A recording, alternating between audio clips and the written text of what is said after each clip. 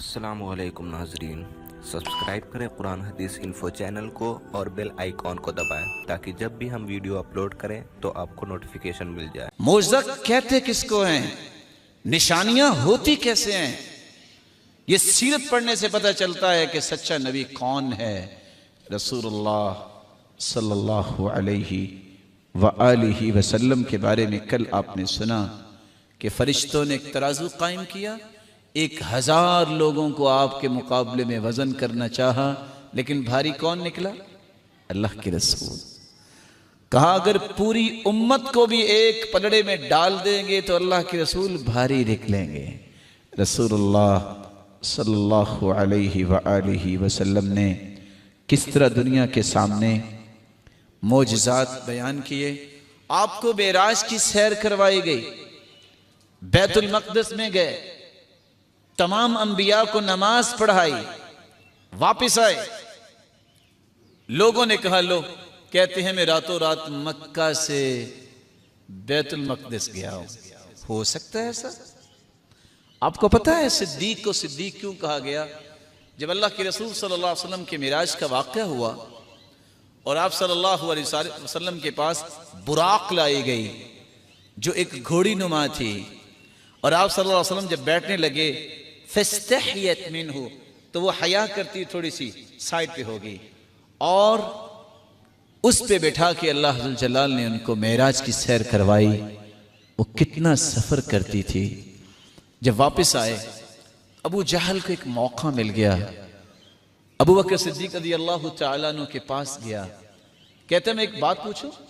کہتے پوچھو۔ کہتے اگر کوئی کہے کہ میں راتوں رات پہاڑوں پہ چڑھتے، وادیوں میں اترتے، شام پہنچا، بیت المقدس میں نماز پڑھی اور سحری سے پہلے واپس آ گیا، عشاء کے بعد جا کے، ٹھیک ہے؟ تو سیدنا ابوبکر نے فرمایا نہیں، ایسا نہیں ہو سکتا۔ مسکرایا کہ بات بن گئی ہے۔ یہ نہیں بتایا کس نے کہا ہے۔ کہتا اچھا یہ بتاؤ، اگر کوئی کہے کہ میں عشاء کے بعد سے اڑان بھری اور اللہ تعالیٰ نے مجھے پہلے آسمان پہ، پھر دوسرے آسمان پہ، پھر تیسرے، پھر چوتھے، پھر پانچویں، پھر چھٹے اور ساتویں آسمان کی سیر کروائی، ہو سکتا ہے؟ کہا نہیں۔ کہا لگا کے کہتا ہے جانتے ہو تمہارا دوست محمد کہتا ہے۔ کہا اگر انہوں نے کہا ہے تو دونوں ہو سکتے ہیں۔ یہ ہے صداقت۔ عقل کے گھوڑے نہیں دوڑائے سیدنا ابوبکر صدیق نے، پیمانے نہیں دیکھے، پیرامیٹرز نہیں دیکھے، محمد مصطفیٰ نے کہہ دیا ہے تو پھر ہو سکتا ہے۔ لیکن یہاں بھی وہ رکا نہیں، اللہ کے رسول صلی اللہ علیہ وسلم کے پاس آئے۔ اللہ کے رسول صلی اللہ علیہ وسلم سے کہتے اچھا اگر تم سچے ہو کہ تم بیت المقدس میں نماز پڑھ کے آؤ تو بتاؤ بیت المقدس کے دروازے کتنے؟ اب اللہ کے رسول صلی اللہ علیہ وسلم نماز پڑھائی رات کے وقت، اور آپ صلی اللہ علیہ وسلم اس وقت یہ تو نہیں سوچ رہے تھے کہ مجھے جا کے کوئی پوچھے گا تو میں دروازے گن کے آؤں۔ اللہ عز و جلال نے اپنے پیغمبر کو کس طرح ان کی صداقت کو ظاہر کیا۔ رسول اللہ صلی اللہ علیہ وسلم کی صحیح بخاری میں روایت ہے 3673، اور فرماتے ہیں فَجَلَّ اللَّهُ لِي بَيْتَ الْمَقْدِسِ، اللہ تعالیٰ نے پوری مسجد بیت المقدس میرے سامنے لے آئے اللہ عز و جلال۔ فَطَفِقْتُ أُخْبِرُهُمْ عَنْ آيَاتِهِ وَأَنَا أَنظُرُ إِلَيْهِ، اور مجھے پوچھتے گئے اور میں دیکھ کے بتاتا گیا کہ یہ دروازہ ہے، یہ دروازہ ہے، یہ دروازہ ہے۔ بلکہ شام سے قافلہ آ رہا تھا، آپ نے پھر اس کے بارے میں بتایا کہ ایک قافلہ شام سے آ رہا ہے، یہ لے لوگ اتنے اس میں موجود ہیں، اور یہ اونٹ سب سے آگے تھا۔ تب جا کے ان کو یقین آیا، لیکن ایمان پھر بھی نہیں لائے۔ رسول اللہ صلی اللہ علیہ وآلہ وسلم کا معجزہ تو یہ تھا، عصر کا وقت ہے، پانی ختم ہو گیا، آپ صلی اللہ علیہ وسلم نے فرمایا کسی کے پاس پانی ہے تو لاؤ۔ تھوڑا سا پانی ملا، آپ کے پاس پیالہ لایا گیا، بِقَدَحٍ رَحْرَاحٍ، کھلا پیالہ، آپ نے وہ پانی اپنے ہاتھوں میں لیا، اپنے چہرے مبارک پہ لگایا، اور وہی پانی آپ نے اس پیالے میں ڈال دیا۔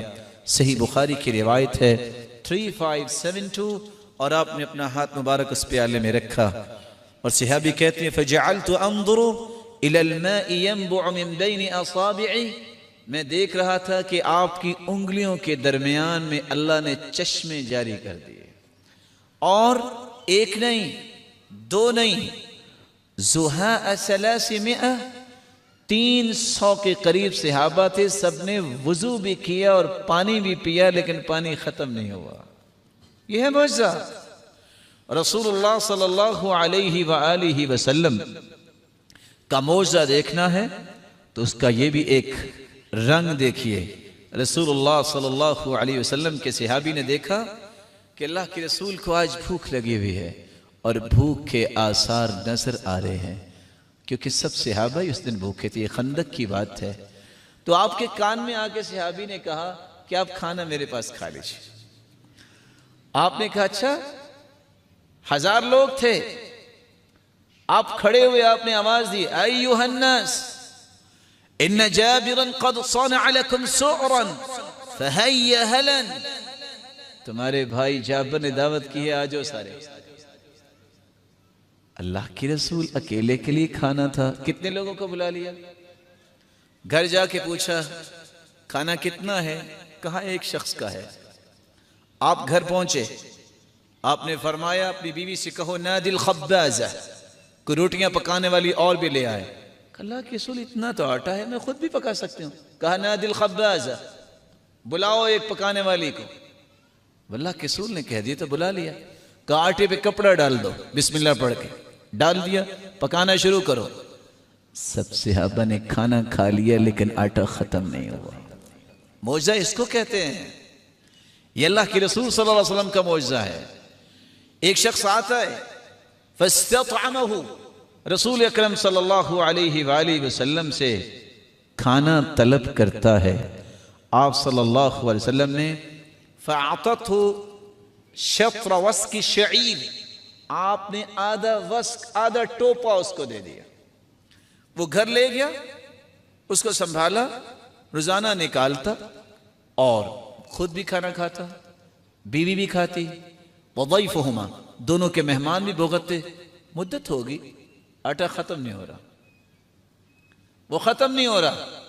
ایک دن بیٹھے بیٹھے سوچتا ہے میں وزن نہ کر کے دیکھوں کتنا ہے، اس کو وزن کر لیا۔ 5905 صحیح مسلم کی روایت ہے، جب وزن کیا تو دوبارہ جب پکایا تو ختم ہو گیا۔ اللہ کے رسول کے پاس پہنچا، یا رسول اللہ صلی اللہ علیہ وسلم، وہ آٹا تو ختم ہو گیا۔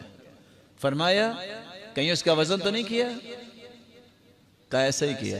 کہ لو لم تکلہ لقام لکم، اگر تم رب پہ یقین کرتے، اس کو وزن نہ کرتے، اللہ دے رہا تھا تم کھاتے رہتے، ساری زندگی یہ ختم نہ ہوتا۔ ام مالک رضی اللہ تعالی عنہ، معجزہ اس کو کہتے ہیں۔ ام مالک رضی اللہ تعالی عنہ، ان کو بڑا شوق تھا۔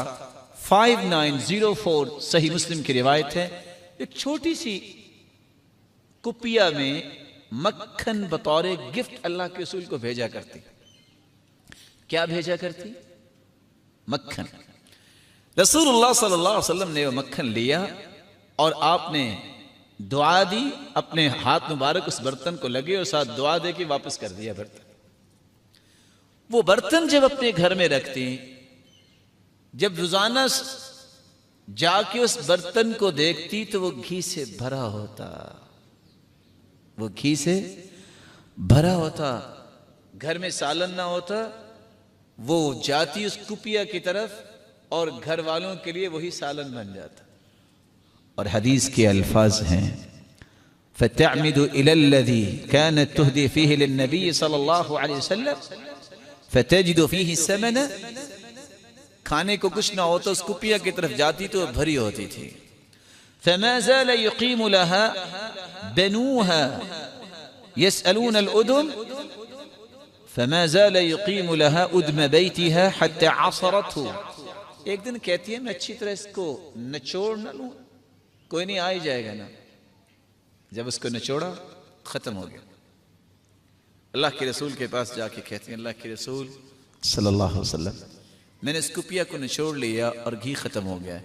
فرمایا لو ترکتیہا لو ترکتیها ما زال قائما، اگر تم یہ نہ کرتی تو یہ کبھی بھی زندگی میں ختم نہ ہوتا۔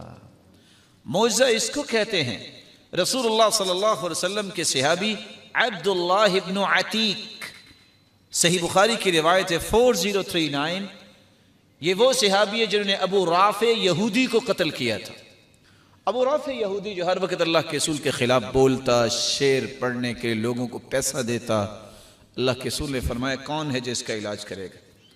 تو عبداللہ ابن عتیق رضی اللہ تعالیٰ عنہ، جن کی نظر کمزور تھی، کہا یہ میں کام کروں۔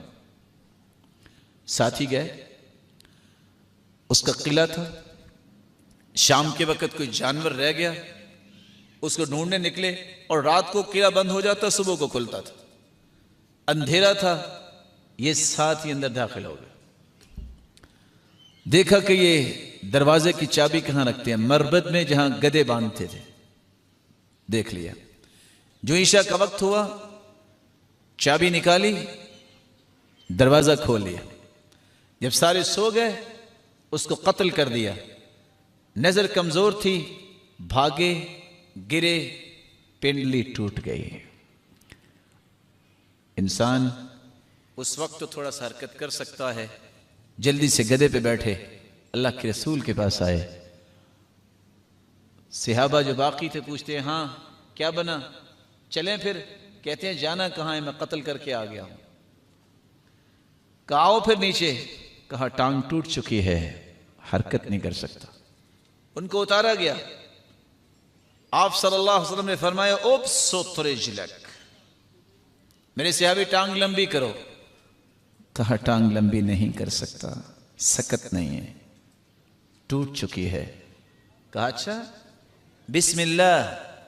آپ صلی اللہ علیہ وسلم نے بسم اللہ پڑھی اور اپنا مبارک ہاتھ اس کی ٹانگ پہ لگایا اور وہ اچھل کے کھڑے ہو گئے۔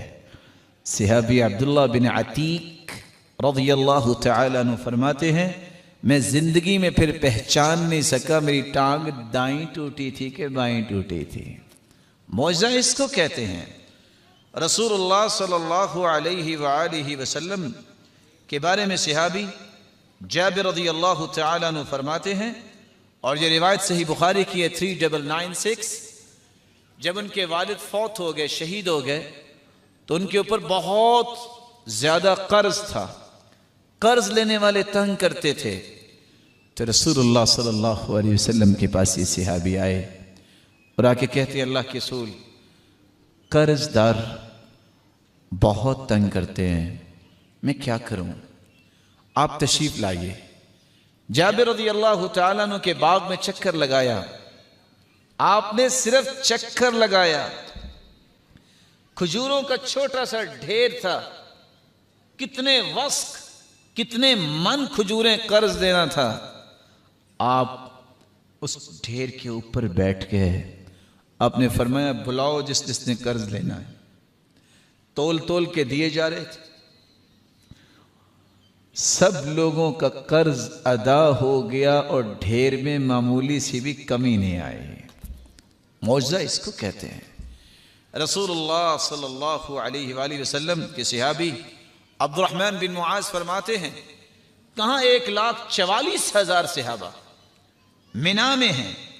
سنن ابی داود کی روایت ہے 1959، اللہ کے رسول مسجد میں بیٹھ کے کلام کر رہے تھے، ساؤنڈ سسٹم نہیں تھا، صحابہ اپنے اپنے خیموں میں ہیں، کوئی پہاڑی کے وادی میں ہے، کوئی کہاں ہے، جہاں جہاں جگہ ملی۔